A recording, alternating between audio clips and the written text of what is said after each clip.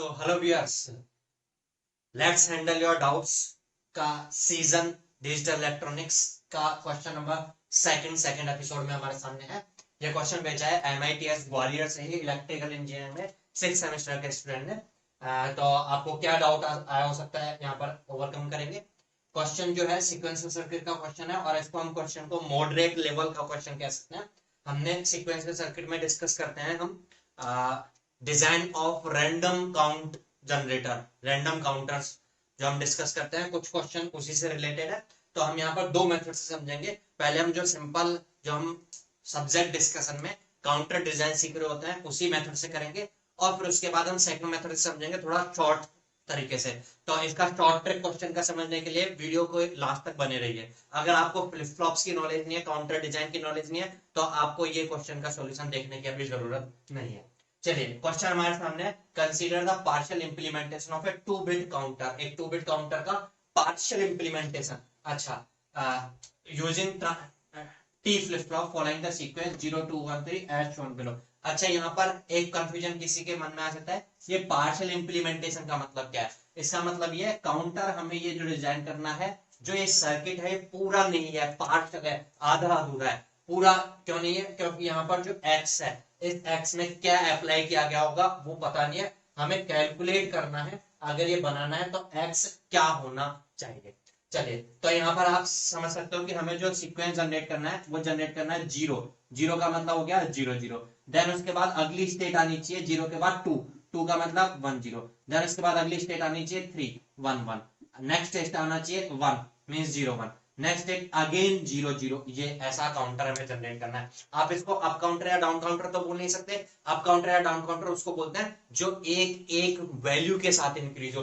0 के बाद 1 2 3 4 ऐसे चल रहा हो, या 0 के बाद 3 2 1 0 इस तरह से डिक्रीज हो रहा हो अप या डाउन में, तो ये अप या डाउन काउंटर नहीं है, ये रैंडम काउंट जनरेटर है। अच्छा, आपको याद आ रहा होगा, रैंडम काउंट जनरेटर अगर हमें बनाना होता था ऐसा काउंटर, तो उसके लिए हमें जो फ्लिप फ्लॉप्स हैं उनमें उनकी प्रेजेंट स्टेट के बाद नेक्स्ट स्टेट क्या चाहिए, उसके अकॉर्डिंगली इनपुट क्या अप्लाई करने होते हैं डिजाइन में, वो समझना होता है। तो उसी से एक बार इस क्वेश्चन को हम समझते हैं। तो मेथड फर्स्ट हम इस तरीके से डिस्कस करते हैं। अभी यहाँ पर प्रेजेंट स्टेट जो है वो फ्लिप फ्लॉप्स, दो फ्लिप फ्लॉप है यहाँ पर। दो फ्लिप फ्लॉप्स के जो आउटपुट है, इसके आउटपुट को Q2 और इसके आउटपुट को Q1 कंसीडर कर रहा हूं मैं। आप समझ सकते हो Q2 और Q1 की फॉर्म में फंक्शन चाहिए x जो हमें अप्लाई करना है। तो प्रेजेंट में जो स्टेट है Q2 Q1 की, और अकॉर्डिंगली नेक्स्ट स्टेट क्या चाहिए आपको Q2 Q1 की, वो हमारे रिक्वायरमेंट के हिसाब से आप समझ सकते। हमें समझ में आ रहा होगा ये पॉसिबल स्टेट्स।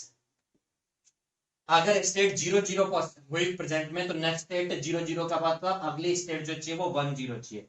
अगर 0 1 है, 0 1 का मतलब आप समझ सकते हो ये है 1 का स्टेट है, तो फिर नेक्स्ट स्टेट 0 0 चाहिए। अगर 1 0 1 0 मींस 2 है, तो नेक्स्ट स्टेट 3 का चाहिए 1 1। अगर 1 1 है मींस 3 है, तो नेक्स्ट स्टेट चाहिए 0 1। ठीक है, तो अब प्रेजेंट स्टेट के बाद नेक्स्ट स्टेट अगर ये चाहिए हमें, तो फ्लिप फ्लॉप का नेक्स्ट स्टेट क्या आता है क्लॉक अप्लाई होने पर। क्लॉक अप्लाई होने के बाद ये आएगा, वो डिपेंड करता है उसके इनपुट्स क्या अप्लाई कर रहे होने चाहिए हमें। अच्छा, इसका एक इनपुट इस वाले फ्लिप फ्लॉप का T2 होगा और इस वाले फ्लिप फ्लॉप का T1 होगा।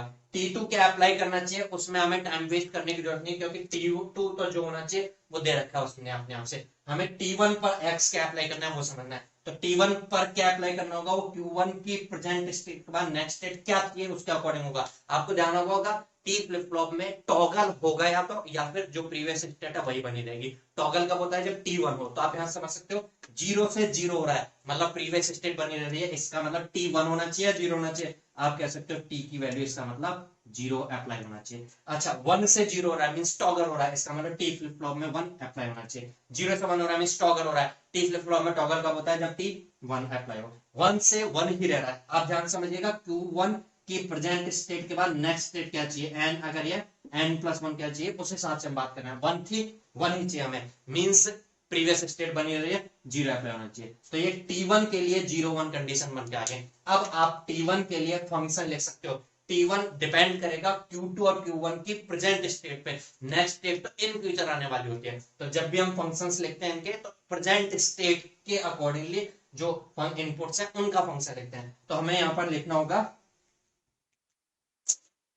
T1 function of Q2 Q1 क्या है। तो आप यहाँ पे समझ सकते हो, हम डायरेक्टली स्लोप फॉर्म में लिख सकते हैं, दो हाई स्टेट आ रही है और Q2 Q1 के हिसाब से बन के आ रही है Q2 बार Q1, और नेक्स्ट इसके लिए आ जाएगा Q1 Q2 बार। मैंने ये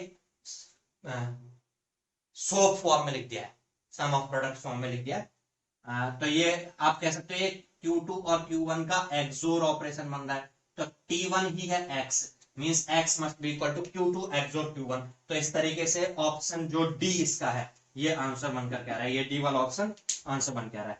अब चलिए, जैसा कि मैंने बताया था कि हम इसी को दूसरा एक इजी मेथड से भी कर सकते हैं, तो सेकंड मेथड से और समझते हैं इस क्वेश्चन को कैसे सॉल्व कर पाएंगे। Second method is hit and trial method. हमें यहाँ पर जो ऑप्शन है उनमें से क्या पुट करना चाहिए कि रिजल्ट आ जाए, तो उस हिसाब से समझना है। देखिए, हो ऐसा ऐसा रिक्वायरमेंट है कि हमें कि अगर 0 0 है तो नेक्स्ट स्टेट बने 1 0, देन बने 1 1, देन बने 0 1। अच्छा, ये जो Q1 आउटपुट है ये डिपेंड कर रहा होगा इस वाले फ्लिप फ्लॉप का इनपुट, मतलब X के अप्लाई किया गया। अब आप Q1 पर ध्यान दें, तो जिस टाइम पर क्लॉक आ रही है दोनों फ्लिप फ्लॉप पर एक साथ आ रही है, तो मैं क्या कहूंगा कि फर्स्ट क्लॉक आई, ये पॉजिटिव एज ट्रिगर्ड है, फर्स्ट पॉजिटिव एज आई तो ये फर्स्ट क्लॉक आई, ये मान लो इनिशियली कंसीडर कर रहा हूं, फिर सेकंड क्लॉक आई, फिर थर्ड क्लॉक आई, इस तरह से कंसीडर कर रहा हूं। तो जिस टाइम पे फर्स्ट क्लॉक आई उससे पहले Q2 Q1 ये थे। अच्छा, जब Q2 Q1 दोनों 0 0 थे क्लॉक आते टाइम पे, तब Q1 को टॉगल नहीं होगा। जब Q2 1 है, Q1 0 है, तब ये टॉगल हो रहा है, मतलब 0 था 0 से 1 हो जा रहा है। जब 1 1 है तो सेम ही रह रहा है, तो आप समझ सकते हो। और फिर 0 1 के बाद अगली स्टेट जो बन रही है वो 0 0 बन रही है, तो आप समझ सकते हो कि वापस से टॉगल हो रहा है जब ये 0 1 है। तो यहाँ पर अगर फोकस करें आप, तो ध्यान से समझ सकते हो Q1 कब टॉगल हो रहा है, जिस टाइम पे क्लॉक आई है अगर दोनों सेम है तो टॉगल नहीं हुआ, सेम रहा। जिस टाइम पे क्लॉक आई है उस टाइम पे अगर दोनों डिफरेंट है, देखो जैसे इस केस में डिफरेंट है, जिस टाइम पे क्लॉक है उस टाइम पर ये दोनों डिफरेंट है, तो क्लॉक आने से पहले अगर ये दोनों डिफरेंट है तो टॉगल हो गया, क्लॉक आने से पहले ये दोनों डिफरेंट है तो टॉगल हो गया। तो आप कह सकते हो Q2 और Q1 अगर डिफरेंट है तो टॉगल हो जा रहा है, मींस आप कह सकते हो जो T1 है, जो कि x अप्लाई जो हमें करना है, कैलकुलेट करना है, वो Q2 और Q1 के डिफरेंट होने पर हाई होना चाहिए, क्योंकि T फ्लिप फ्लॉप में हाई होगा तभी तो टॉगल होगा। तो टॉगल हमें कब करवाना है, जब ये दोनों डिफरेंट है। तो कौन सा ऑपरेशन होता है जो दोनों डिफरेंट होने पर हाई होता है, एक्सोर ऑपरेशन होता है, if both input are different output is high. तो आप ये कह सकते हो ये Q2 और Q1 का एक्सोर ऑपरेशन है। तो इसलिए इससे भी ये समझ में आ रहा है कि डी आंसर बन करके आ जाएगा। तो दोनों मेथड्स में से आप समझ सकते हो ये थोड़ा सा इजीली आप इसको सॉल्व कर पा रहे हैं। चलिए, तो ये क्वेश्चन आई थिंक आपको क्लियर होता होगा। अगर किसी तरह का डाउट रह गया हो तो आप कमेंट सेक्शन में डाउट आपका लिख सकते हैं, कहीं कोई चीज नहीं समझ में आ रही हो। अगर आपको भी इस तरह के कोई और डाउट्स हो तो आप मुझे शेयर कर सकते हैं, हम नेक्स्ट एपिसोड्स में उन डाउट्स को वीडियो सॉल्यूशंस के थ्रू डिस्कस करेंगे। तब तक के लिए थैंक यू।